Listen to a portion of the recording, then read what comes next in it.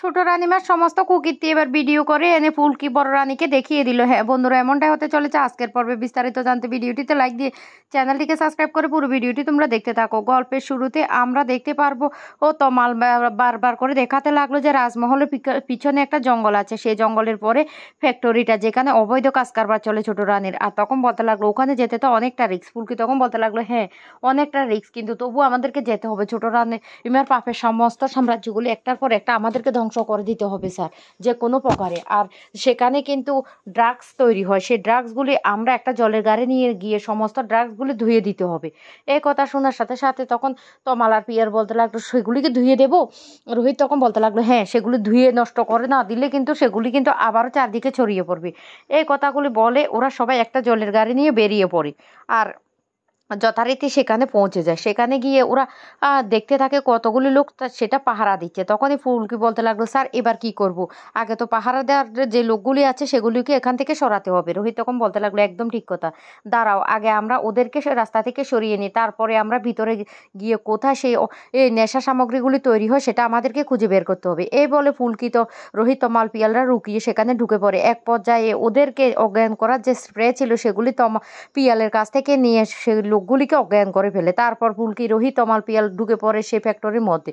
আর সেখানে দেখতে পায় অনেকগুলি লোক সেখানে বসে বসে বিভিন্ন ধরনের নেশা জাতীয় জিনিস তৈরি করছে। ফুলকি তখন বলতে লাগলো এবার এবার আমরা স্যার কি করব। তখন রোহিত বলতে লাগলো গাড়িটাকে আমাদেরকে আগে সামনে নিয়ে আসতে হবে, তারপরে সেখানে জল দিয়ে আমাদেরকে সমস্ত কিছু নষ্ট করে দিতে হবে। এরপরে গাড়িটা নিয়ে আসে আর জল দিয়ে যখনই সমস্ত কিছু নষ্ট করতে যায় তখন কতগুলি গুন্ডা এসে রোহিত আর যে ফুলকি সবাইকে মেরে ফেলার চেষ্টা করে। কিন্তু রোহিত ফুলকিরা এক পর্যায়ে লড়াই করে ওদের হাত থেকে সমস্ত ড্রাগসের সমস্ত যাবতীয় জিনিসগুলি নষ্ট করে দেয়। আর পিয়াল সেটা ভিডিও করে। ফুলকি তখন বলতে লাগলো স্যার স্যার এই ভিডিওটা এবার আর ছোট রানীকে পাঠাতে হবে, কারণ ওনাকে তো বলেছি আমি গোল দেব ওনার সামনাসামনি।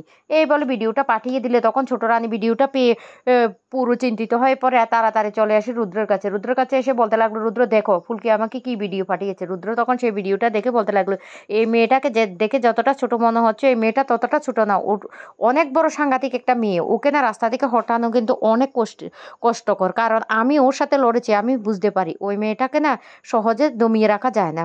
তখনই ছোট রানী রেগে যায় আর বলতে লাগলো এই ফুলকিকে না আমাকে মেরে ফেলতে হবে। আমার হাতে ওর মৃত্যু লেখা আছে, যে কোনো প্রকারে আমাকে শেষ করে দিতে হবে। কারণ কোনো প্রকারে ফুলকে যদি একবার ব্লাড স্যাম্পল নিয়ে যদি ডিএনএ টেস্টটা করিয়ে ফেলে তাহলে আরও বিপদ আমাদের সামনে ঘনিয়ে আসবে। না না এটা হতে দেওয়া যাবে না, ফুলকিকে সরিয়ে ফেলতে হবে। এদিকে ফুলকি আর রোহিত চলে যায় সে মোহনাপুর হাসপাতালে। আর সেখানে গিয়ে যে রিসেপশনে থাকা মেয়েটার সাথে কথা বলতে থাকে, তাদের যে ব্লাড স্যাম্পলগুলি দিয়েছিল সেগুলি ডিএনএ টেস্টের জন্য নেওয়া যাবে কিনা। তখন বলতে লাগলো হ্যাঁ আমি পাঠিয়ে দিয়েছিলাম, এখন বলেছে আপনারা পারবেন। কিন্তু সেখানেই ছোট রানীর একটা লোক থাকে আর সেই লোকটা বলতে লাগলো দাঁড়ান আমি দেখছি। এই বলে ওই লোকটা গিয়ে অনেকক্ষণ সময় নষ্ট করে এসে বলতে লাগলো তারা নাকি মন্দির আর যে ব্লাড স্যাম্পলটা সেটাই খুঁজে পাচ্ছে না। এই কথা শুনে রোহিত অনেক রেগে যায়। আর ফুলকি বলতে লাগলো স্যার এখানে আমাদের রাগারাগি করলে চলবে না, আমি বুঝতে পারছি এটা ছোট রানীমার একটা চাল। ছোট রানীমাকে তো একটা গোল দিয়ে দিয়েছে, ছোট রানীমা উল্টো গোলটা আমাদেরকে দিয়েছে। এবার ছোট রানীমার যে অস্ত্র কারবারটা হয় সেটা আমাদেরকে ধ্বংস করতে হবে। রোহিত তখন বলতে লাগলো ফুলকি তুমি মুখে যতটা সহজ বলছো ততটা সহজ নয়, আমি জানি কতটা কঠিন হবে। ফুলকি কিন্তু কোনো কথা শুনে না। ফুলকি বলতে লাগলো একে একে ছোট রানীর সমস্ত সাম্রাজ্যগুলি আমাদেরকে নষ্ট করে দিতে হবে। যে কোনো প্রকারের সমস্ত সাম্রাজ্যগুলি যতক্ষণ না আমরা নষ্ট করতে পারছি ততক্ষণ পর্যন্ত কিন্তু ছোট রানীমার মুখোশ আমরা খুলতে পারবো না।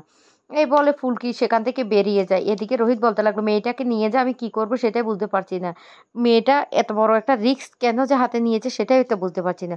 অন্যদিকে দেখা যায় ছোট রানীমা বলতে লাগলো ফুলকিকে আমাদেরকে সরিয়ে ফেলতে হবে আমাদের রাস্তা থেকে। যতক্ষণ না পর্যন্ত আমরা ফুলকিকে সরাতে পারছি না ততক্ষণ পর্যন্ত আমরা নিশ্চিত হতে পারবো না। রুদ্র তখন বলতে লাগলো আপনি কোনো চিন্তা করবেন না ম্যাডাম, আমি আমার লোকদেরকে বলে দিয়েছি ফুলকিকে এবার সরানোর ব্যবস্থা করতে হবে।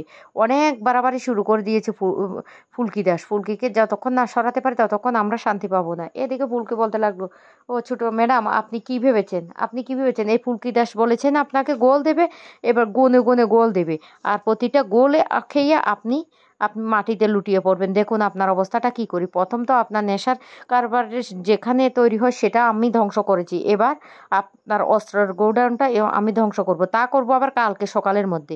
কালকে সকালে আমাদেরকে সেখানে যেতে হবে। তো বন্ধুরা একে একে ছোট রানীর সমস্ত কুকীর্তি তাহলে এবার শেষ করে দেবে ফুলকি, সেটাই তোমরা দেখতে পারবে আগামী পর্বতে। আর সেটা দেখার জন্য চ্যানেলটিকে সাবস্ক্রাইব করে